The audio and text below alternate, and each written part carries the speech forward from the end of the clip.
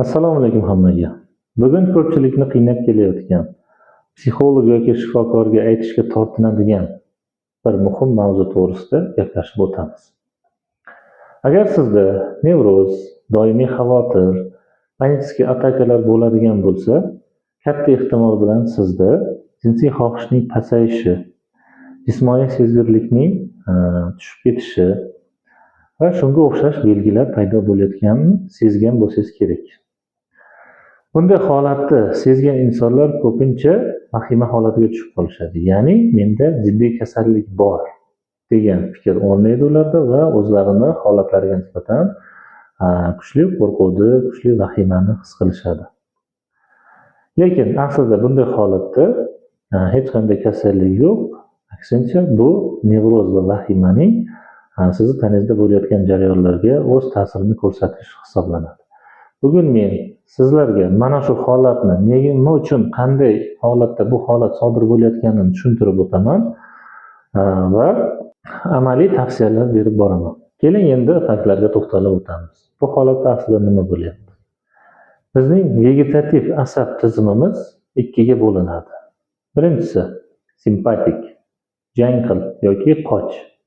Ikkinchisi esa parasimpatik, dam ol yoki ko'pay degan ma'noda shunday rejimda ishlaydigan ikkita simpatik, parasimpatik nerv sistemamiz bor. Mana shu holatda, ya'ni vahima, qo'rquv holatida ko'proq simpatik nerv sistemasi ishlaydi. Va evolyutsiya qonuniga ko'ra, agar inson atrofida xavf bo'ladigan bo'lsa, insonda asosiy urg'u beradigan narsasi bu tirik qolish, ya'ni yashab qolish instinkti. Bu holatda ko'payishga o'rin yo'q. Qachonki siz tinch va xotirjam bo'lasiz va mana shu holatda sizda ko'payishga bo'lgan ehtiyoj ortadi. Bu mantiqan olganda ham to'g'ri. O'zingiz o'ylab ko'ring, agar atrofda urush bo'layotgan bo'lsa yoki to'polon bo'layotgan bo'lsa, sizni tirik qolishingiz bilan bog'liq qandaydir xavf bo'lib turgan bo'lsa, bu holatda mana shu narsani, ya'ni ko'payishni yoki boshqa narsani, jinsiy xohishni miyaga sig'dirishni o'zi qiyin. Bitta sababi mana shu. Bu holatda nima jarayon sodir bo'ladi? Mana shu simpatik nerv sistemasi ishlagan paytda bu organizm uchun stress sifatida qabul qilinadi, ya'ni stressli holat sifatida qabul qilinadi. Tanada stress gormonlari, ya'ni kortizol va adrenalin miqdori keskin oshib ketadi. Buni teskarisi hisobida, ya'ni mana shu holat bo'lganini hisobiga bizdagi jinsiy xohishga javob beradigan gormonlar, testosteron va estrogen gormonlari bloklanadi va ishlash to'xtaydi. Bu holatda o'z-o'zidan jinsiy xohishni tanangizda pasayishi kuzatiladi. Endi ikkinchi faktga keladigan bo'lsak, bu birmuncha qiziqroq. Agar sizda vahima xuruj, ya'ni panik ataka bo'ladigan bo'lsa, miyamiz buni mana shu jinsiy faoliyat, jinsiy jarayonda bo'ladigan hodisaga o'xshatib yuboradi. Ya'ni bu ozgina teskari, ya'ni aksincha, ya'ni jinsiy jarayondagi vahima holatiga o'xshash bo'ladi. Ya'ni jinsiy faoliyat paytida ham yuragimiz tez uradi, nafas tezroq, qisqaroq bo'ladi. Bizda terlash holati kuzatiladi, tanamiz qandaydir qizigandek holat kuzatiladi. Panik atakada ham xuddi shu holat kuzatiladi. Ya'ni yuragingiz birdan tez urib ketadi, nafas qisadi yoki nafas tezlashadi, terlaysiz yoki shunga o'xshash holatlar ro'y beradi. Va endi siz vahima bo'lmayapsiz, xotirjam turibsizlar, lekin jinsiy faoliyat bilan shug'ullanishni boshlashga harakat qilgan paytingizda yurak tez urishi, tanangizda bo'ladigan jarayonlarni miya o'sha vahima holat deb qabul qiladi va sizga boyagi qo'rquv hissini beradi. Va sizda buni natijasida mana shu jinsiy faoliyat ham sizga qandaydir xavf tug'diradigan jarayon sifatida qabul qilinadi. Bunga nisbatan kuchli qo'rquv shakllanib qoladi. Xo'p, endi mana shu holatda nima qilishimiz kerak? Mana shular bo'yicha 3 ta maslahat berib o'taman. Birinchi maslahat: jinsiy faoliyat jarayonida siz faqatgina tezroq mana shu narsani qilib, ya'ni finalga yetib borishni o'ylamang. Bu qandaydir musobaqa emas yoki sizga hech kim baho qo'ymaydi yoki sizga hech kim nazorat qilgan yo'q yoki boshqa qilgan yo'q. Bu holatda siz birinchi o'rinda o'zingizga maqsad qilishingiz kerak. Ya'ni hozirgi narsani teskarisi. Meni hech kim kuzatgan yo'q, nazorat qilgan yo'q, bu musobaqa emas.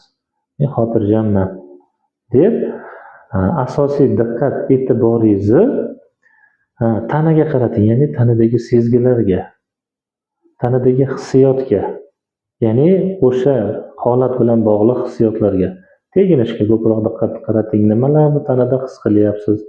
Mana shu narsalarga e'tibor berganingiz sari diqqat qo'rquv holatidan tanaga o'tishni boshlaydi. Ikkinchisi esa nevroz holatda bilamiz, ko'pincha bizni bor diqqat e'tiborimiz boshda yoki fikrlarda bo'ladi. Qo'rquvli xayollar, qo'rquvli fikrlar bizni butun miyamizni, fikrlarimizni egallab oladi. Bu holatda siz e'tibor beradigan narsa hozirgiga o'xshash, ya'ni diqqatni tanaga qaratish. Tanada nimalarni his qilyapsiz? Ya'ni boshdan oyoqni uchigacha qanday hissiyotlar bor tanangizda? Qayeringizdir muzlayaptimi? Qayeringizdir qiziyaptimi? Qayeringizdadir siqilish bormi? Qayeringizdadir taranglik bormi? Mana shu narsalarga diqqat qilib turib, sizdagi o'sha salbiy hissiyotlarni ongli ravishda bo'shashtirishga yoki yo'qotishga harakat qilishingiz kerak. Ya'ni qaysidir mushagingiz tarang bo'lib turgan bo'lishi mumkin. Va siz bu holatda o'zingizga o'zingiz ta'sir qilgan holatda hammasi joyida, bu xavfli yoki qo'rqinchli holat emasdi. O'sha mushakni yoki o'sha tana qismini asta-sekin nafas bilan tinchlantirib bo'shashishga harakat qilishingiz kerak. Bu holatda nafas olish mashqini bajarsangiz ham sizga katta yordam beradi. Ya'ni chuqur nafas olib, asosan qorin bo'shlig'iga olsangiz, yana ham foydasi kattaroq bo'ladi. Ya'ni o'pkaga emas, qorin bo'shlig'iga nafas olganingizda qorin bo'shlig'ida ko'tarilish, shish holati sodir bo'ladi va siz bu nafasni ozgina ushlab turasiz va sekin astalik bilan dijja-dijjadan qilib chiqarasiz. Mana shu mashqni bir necha marta takrorlashingiz hisobiga ham sizdagi mana shu qo'rquv yoki vahima holati o'z-o'zidan pasayadi. Uchinchi maslahatga keladigan bo'lsak, uchinchi maslahatimiz jarayon paytida yurak tez urib ketishi mumkin yoki nafas tezlashishi mumkin. Bu holatda siz o'zingizga o'zingiz bu vahima emas, bu tanamdagi fiziologik hayajon degan narsani o'zingizga singdira olishingiz kerak. Ya'ni o'sha qo'rquvingiz yoki o'sha vahima bilan do'stlashib, buni siz o'zingizga o'zingiz tushuntirib berishingiz kerak. Mana shu hozir aytayotgan narsalarimni siz o'zingiz bilan gaplashsangiz bo'ladi. Bu vahima emas, qo'rquv emas. Bu holatda shundoq ham tabiiy fiziologik hayajon holatida ham yurak tez uradi. Mana shunga o'xshash holatlar sodir bo'ladi deb, mana shu qo'rquvni energiyaga aylantirish orqali siz aqliy jihatdan o'zingizdagi narsalarni, ya'ni qo'rquvlarni, vahimalarni bir maromga tushirib, ularni o'rnini xotirjamlikni qo'yishingiz mumkin, o'rniga xotirjamlikni qo'yishingiz mumkin. Shuni unutmangki, jinsiy hayot bu ruhiy holatimizni ko'zgusi.